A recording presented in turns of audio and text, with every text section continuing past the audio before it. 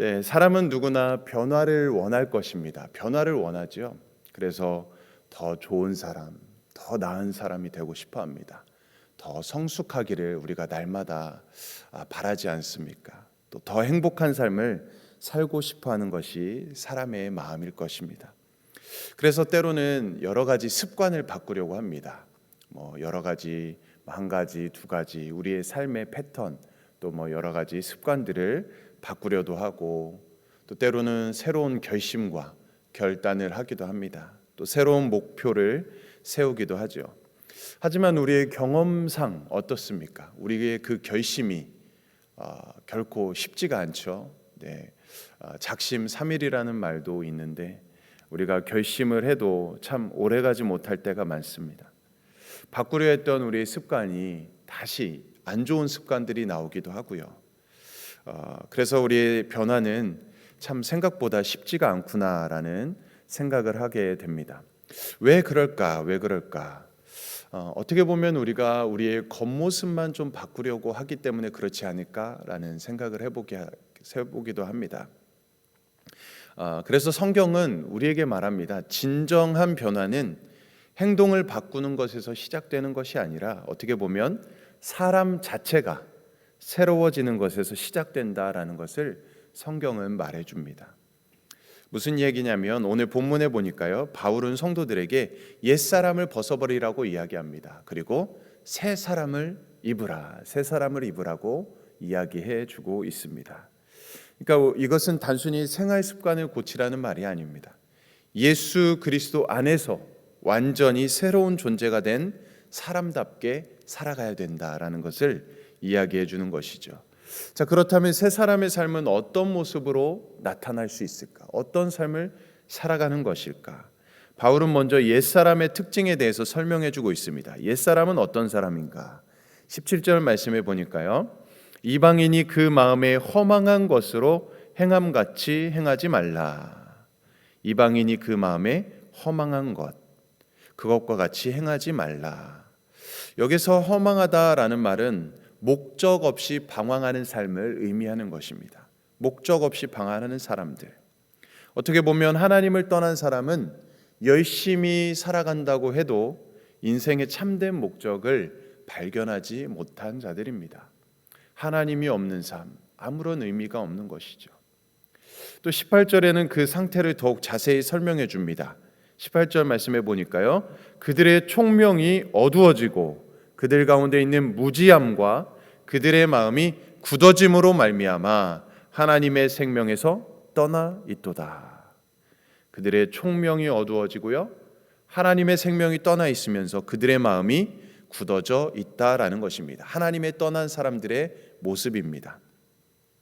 어떻게 보면 죄의 가장 무서운 점이 무엇일까요?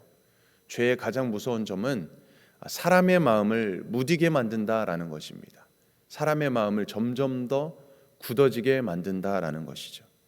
처음에 죄를 지으면 어떻습니까? 이렇게 막 양심의 가책을 막 강하게 느낍니다.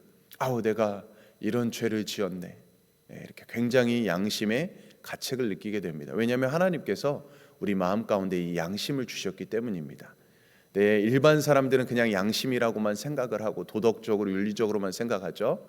근데 우리 그리스도인들은 신앙 양심이라는 것이 있죠. 하나님께서 주신 말씀으로 우리를 비춰보는 것입니다. 그래서 죄를 짓게 되면은 굉장히 이 마음의 양심의 가책을 느끼게 됩니다. 자, 그런데 이 죄가 반복되면 어떻게 됩니까? 죄가 반복되면은 점점 더 익숙해집니다. 그것이 익숙해지고 결국에는 그 죄를 죄로 느끼지 못하게 되는, 무디게 되고 굳어지게 되는 그런 상황까지 가게 되는 것이죠. 그래서 바울은 23절에서 뭐라고 말씀합니까? 오직 너희의 심령이 새롭게 되어라고 말하고 있습니다. 우리의 심령이 새롭게 되어야 된다는 것입니다. 그러니까 성도의 변화는 마음과 생각의 변화에서 시작된다라는 것입니다. 말씀이 우리의 생각을 바꾸게 되고요, 성령께서 우리의 마음을 새롭게 하실 때 그때 우리의 삶도 달라지게 될 수 있다라는 것을 말씀해 줍니다. 그래서 우리가 매일 새벽 예배를 통해서 말씀을 읽고 듣고 보고 또 여러 가지 기도 제목을 가지고 간절히 찾고 부르짖고 간구하면서 기도하는 이유도 여기에 있는 것이죠. 우리의 생각이 변해야 삶이 변하기 때문인 것입니다. 자, 그렇다면 생각이 변화된 사람의 말과 행동은, 그 삶은 정말 어떻게 변화가 될까? 옛사람과 새사람의 차이는 어떻게 보면 이 입술에서, 이 말에서 이 변화가 분명히 드러나게 됩니다.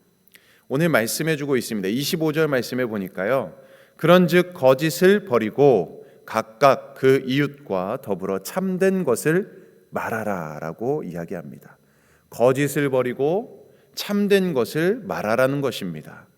또 29절에도 이렇게 이야기합니다. 무릇 더러운 말은 너희 입 밖에도 내지 말라라고 이야기하고 있다는 것입니다.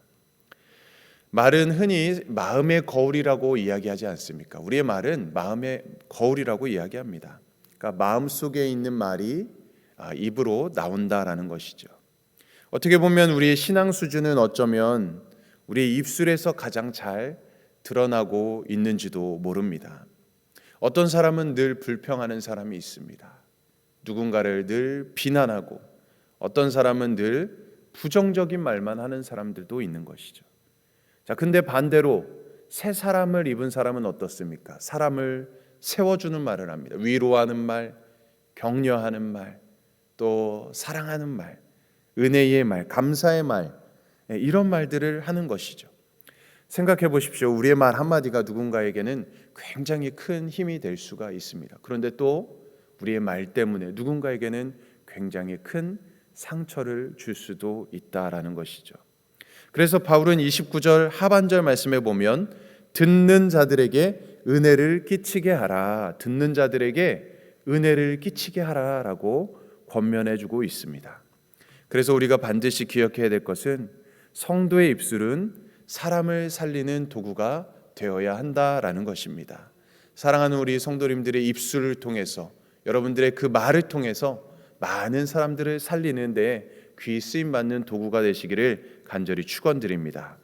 자, 그런데요, 오늘 본문에서 보니까요, 많은 부분을 차지하는 주제가 있습니다.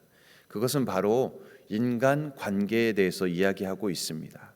26절에 보니까요, 분을 내어도 죄를 짓지 말며, 그러니까 이 인간관계 사이에서 분을 낼 때가 있다라는 것입니다. 그런데 죄를 짓지 말라라고 이야기합니다. 사람은 살아가면서 상처를 받지요. 가까운 사람일수록 더 큰 상처를 받기도 합니다.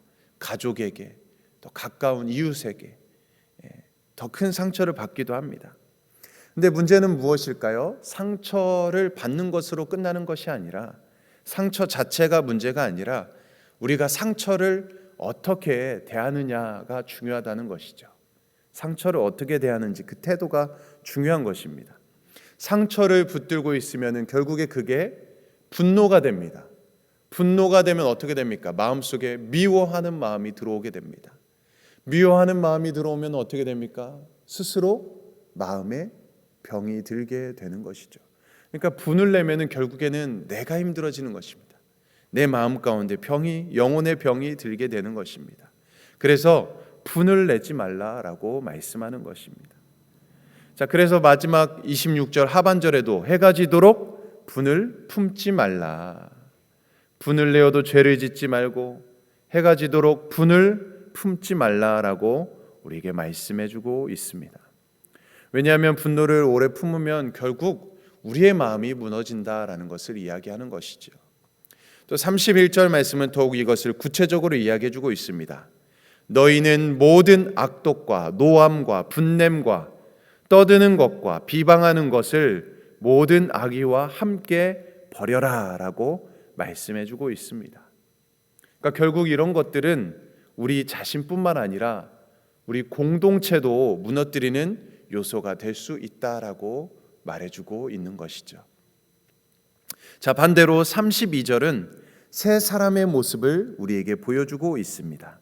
우리 32절 말씀을 같이 한번 읽어볼까요? 시작. 서로 친절하게 하며 불쌍히 여기며 서로 용서하기를 하나님이 그리스도 안에서 너희를 용서하심과 같이 하라. 아멘.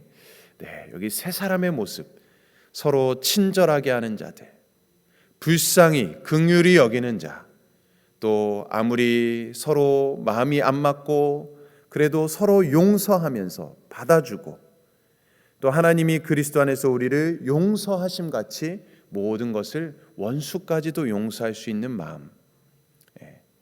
여기서 중요한 것은 용서의 기준이겠죠. 누구처럼 용서하라고 말씀하고 있습니까? 하나님이 그리스도 안에서 우리를, 나를, 여러분을 용서하심 같이 용서하라라고 말씀해주고 있는 것입니다. 그래서 우리는 하나님께 엄청난 은혜를 받은 자들 아닙니까? 마치 그 1만 달란트를 탕감받은 그 종처럼 우리는 엄청난, 그러니까 천문학적인 숫자 아닙니까? 1만 달란트. 지금으로 따지면은 감히 상상할 수 없는 금액일 것입니다. 한 3조에서 6조라고 하는데 천문학적인 액수죠. 그러니까 우리는 그것보다도 더 큰 은혜를 입은 자들이라는 것입니다. 그것처럼 우리가 다른 사람도 그렇게 용서해야 된다라는 것입니다. 어떻게 보면 이 이야기가, 이 말씀이 우리에게는 부담이 될 수 있을 것입니다. 그러나 우리가 십자가를 생각하면, 십자가를 바라보면 우리도 그렇게 할 수 있을 것입니다. 우리 주님께서 우리를 용서해 주신 것처럼 우리도 그 주님의 길을, 그 주님을 닮아가는 것이죠. 십자가는 하나님께서 우리를 얼마나 사랑하시는지 그것을 보여주는 증거입니다. 그 은혜를 받은 사람은 다른 사람을 용서할 수 있는 힘을 얻게 되는 것이죠. 사랑하는 성도 여러분, 오늘 본문은 우리에게 두 가지 삶을 보여줍니다. 옛사람의 모습을 보여주기도 했고요, 또 새 사람의 모습을 보여주기도 하였습니다. 옛사람은 어떤 사람들입니까? 자기 중심적으로 살아가는 자들입니다. 옛사람은 거짓을 말하고요, 분노를 품고요, 사람을 무너뜨리고 자신만 생각합니다. 그러나 새 사람을 입은 사람은 어떻습니까? 하나님 중심으로 살아가는 자들입니다. 하나님을 주인으로 모시고 하나님께서 나의 모든 삶을 주관하신다라는 마음으로 살아가는 자들, 진실을 말하는 자들, 용서하는 자들, 사람을 세우는 사람, 다른 사람을 살피고 섬기는 사람입니다. 사랑하는 성도님들, 우리는 이미 예수 그리스도 안에서 새 사람으로 부름받은 존재들인 줄 믿습니다. 그러므로 날마다 옛사람을 벗어버리고 새 사람을 입으며 살아가시기를 바랍니다. 오늘도 우리의 말씀으로 생각이 새로워지고 성령의 능력으로 마음이 변화되며 우리의 말과 행동 속에서 오직 예수 그리스도의 성품이 나타나는 그런 복된 삶을 살아가는 저와 여러분들의 삶이 될 수 있기를 간절히 축원드립니다. 아멘. 우리 함께 기도하겠습니다. 사랑의 하나님 아버지, 오늘도 말씀을 통해서 옛사람을 벗어버리고 새 사람을 입으라는 주님의 음성을 듣게 하시니 감사드립니다. 우리 안에 남아있는 거짓과 분노와 미움과 악한 마음을 벗어버리게 하시고 성령님께서 우리의 생각과 삶을 새롭게 변화시켜 주시옵소서. 언제나 진실을 말하고 사랑과 친절로 서로를 세워가게 하시고 하나님께서 우리를 용서하신 것처럼 다른 사람을 용서하며 살아가게 하여 주시옵소서. 오늘 받은 말씀이 우리의 삶 속에 열매 맺게 하시고 날마다 예수님을 닮아가는 성도가 되게 하여 주시옵소서. 감사드리며 예수 그리스도의 이름으로 간절히 기도드립니다. 아멘. 오늘은 우리 멕시코 라준영 선교사님, 지금도 이 자리에 함께 와 계신데 우리 라준영 선교사님과 또 우리 멕시코에 이사오러 우리 신학생을 위해서 아마존 조반석, 아르헨티나 강기한 이호, 김우진, 박경희 선교사님을 위해서 부족함 없이 모든 필요를 채워주시도록 성령의 권능으로 임하여 주셔서 복음의 확장의 역사가 일어나도록 기도해 주시고, 또 우리 50주년 기념 주일이 은혜 가운데 잘 맞춰졌습니다. 또 앞으로 준비하고 있는 모든 사역 가운데에도 주님의 은혜로 역사로 함께 해주시고 하나님 영광 받으시는 귀한 사역들 될 수 있도록 기도해 주시고, 특별히 여름 사역이 이제 곧 시작됩니다. 다음 주일부터 시작되는 우리 모든 교육부서, 우리 다음 세대 여름 사역을 위해서 함께 기도해 주시기를 바라고요. 우리 가정과 개인과 또 우리 교회를 위해 이 나라 민족 세계 열방을 위해서 오늘도 주님의 이름 한번 외치며 합심으로 기도하겠습니다.